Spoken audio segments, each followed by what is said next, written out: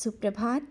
बाबा कहते हैं, मेरे प्यारे बच्चे, ये तुम्हारा उदार हृदय ही है जो मुझे बहुत ही मोहित कर देता है। मैं देखता हूँ जब तुम्हारे घर कोई आता है, कोई भी अतिथि आए या बाहर भी कोई आ जाए, यहाँ तक कि छोटा से छोटा कोई जीव भी आ जाए, तुम उसका उसी प्रकार खाने का ध्यान रखते हो, उसकी मदद करते हो।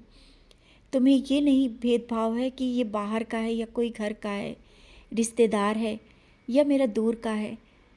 तुम जिस भाव से उसका सेवा भाव करते हो, वही भाव तुम्हारे लिए सबसे अलग है।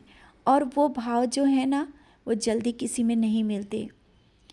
जब तुम कोई अतिथि आता है और उसको अपनी सामर्थ्य से ज़्यादा, जितनी तुम्हारी सामर्थ्य नहीं है उससे ज़्यादा उसका अतिथि सत्कार कर रहे हो, उसका ध्यान रख रहे हो, और भले ही तुम कुछ भी खाओ, उसको अच्छे से खाना खिलाते हो, समय पर उसका ध्यान रखते हो, यही सेवा तुम्हारी बहुत बड़ी सेवा है। और ये मत सोचो कि उस वक्त जब तुम अतिथि की सेवा करते हो, जब तुम्हारे यहाँ कोई आता है, उसकी सेवा भाव में लग जाते हो, तुम्हें पूजा का समय नहीं मिल पाता और तुम मेरी ओर बार बार देख करके कहते हो, बाबा मुझे माफ़ कर दो। बच्चे, परेशान मत हो। कहते ना, अतिथि भी भगवान के समान होता है। भले ही वो कोई भी हो, कैसा भी हो, तुम्हारे घर आया हुआ अतिथि भगवान के समान है। तो तुमने जिस भाव से इसको सेवा भाव किया, थोड़ी देर के लिए मेरे लिए समय नहीं मिला, कोई बात नहीं, तुम तो हर वक्त मुझे याद कर रहे थे। मन में ही सही, जितने वक्त उसको खाना दे रहे थे, चाय दे रहे थे, उस वक्त हर पल मुझे भी याद करते जा रहे थे। और ऐसा नहीं कि तुम मेरे लिए कोई विशेष समय निकालो। मैंने कहा ना, तुम्हारे कर्म सबसे बड़ी पूजा है। अगर उन अतिथि को छोड़ करके तुम मेरे पास बैठते तो क्या मेरी ये पूजा सफल होती? नहीं, बिल्कुल भी नहीं।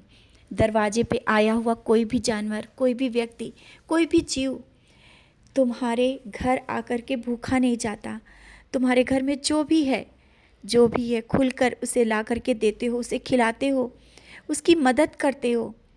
जैसा कि मैं देख रहा हूँ, कुछ दिनों से तुम्हारे मन में जो ये भाव आ रहे हैं ना, दूसरों को देख करके आंखों में आंसू आ जाते हैं।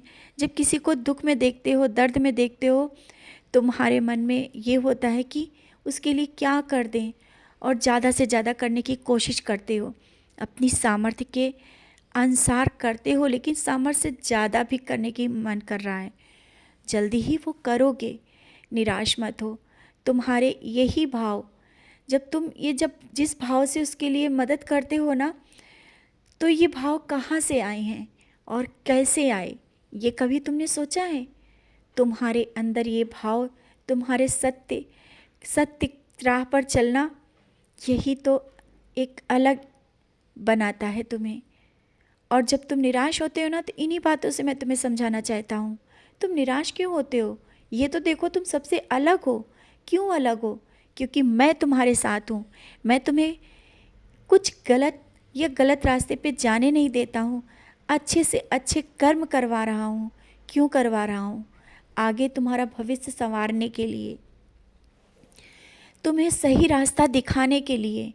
तुम्हारे घर कोई आता है, भले ही तुमसे ना कहे, तुम्हें दुआएं दे करके जाता है, तुम्हारी बड़ाई करता है, तुम्हारे कर्म अच्छे बन रहे हैं। तुम्हारे दरवाजे कोई आता है, तुम उसकी सेवा करते हो, उसका सत्कार करते हो, वो भी तुम्हारे लिए दुआएं करता है, दुआ देता है। यही कर्म है। और इससे धीरे धीरे करके जो अपने कर्मों का तुमने जो भंडार भर लिया है ना, ये कभी खाली नहीं होगा। और ये बहुत ही बड़ी चीज़ है, जल्दी किसी को नहीं मिलती। दुआएं, जो सबकी तुम दुआएं ले रहे हो, कोई कहे ना कहे, मन से ही दुआएं देता है जब उसकी तुम मदद करते हो। आगे ये तुम्हारे लिए बहुत कुछ अच्छा होने वाला है, बहुत कुछ। विश्वास करना मेरा, तुम कर्मों पर ध्यान दो, और मैं सब देख रहा हूँ, सही रास्ता दिखा रहा हूँ। परेशानियाँ आज हैं, थोड़ी हैं। अगर परेशानियों में भी तुम मुस्कुराते हो तो मैं हूँ ना तुम्हारे साथ। मुस्कुरा करके उन परेशानियों को निकाल देते हो। आज अगर थोड़ी समस्या है, परेशानी, आर्थिक समस्याएं हैं, तब भी तुम्हारे घर के भंडारे कभी खाली नहीं रहते। कोई भी आ जाए, कितना भी आ जाए, तुम्हारे घर खाना खा के ही जाएगा। और भले ही तुम्हारे मन में लग रहा होगा कि ये आज कम है, कैसे होगा, लेकिन वो कम नहीं होता, क्योंकि तुम्हारे घर में अन्नपूर्णा माता का वास है। और ये सब हुआ है तुम्हारी भक्ति और पूजा से। इससे पहले याद करो ये सब चीज़ें नहीं थी। अब बदलाव हुआ है और बहुत बड़े बदलाव हो रहे हैं तुम्हारे जीवन में। बहुत बड़े बदलाव हो रहे हैं घर में भी। घर का माहौल बदल रहा है, बच्चों में, परिवार में परिवर्तन आ रहा है। ये सब चीज़ें हो रही हैं ना, तो बस निराश मत रहो। धीरे धीरे वो भी सब सही होगा। और घर और परिवार के किसी सदस्य को लेकर जो तुम चिंतित हो ना कि वो उसमें भी सुधार आए, तो आएगा। घर का जब माहौल बदल रहा है तो धीरे धीरे उसमें भी बदलाव आएगा। पानी में उदी डाल कर दो। जो बीमारियां हैं या उसमें जो चिड़चिड़ापन है, गुस्सा है, वो सब धीरे धीरे शांत हो जाएगा। निराश मत रहा करो, उदास मत रहा करो। मैं तुम्हें कभी उदास और निराश नहीं देख सकता हूँ। तुम्हारे घर, परिवार और बच्चों की जिम्मेदारी मेरे ऊपर है। तुम बस कर्म करो, कर्म करते हुए आगे बढ़ो। मैंने कहा ना, मैं हर पल तुम्हारे साथ हूँ।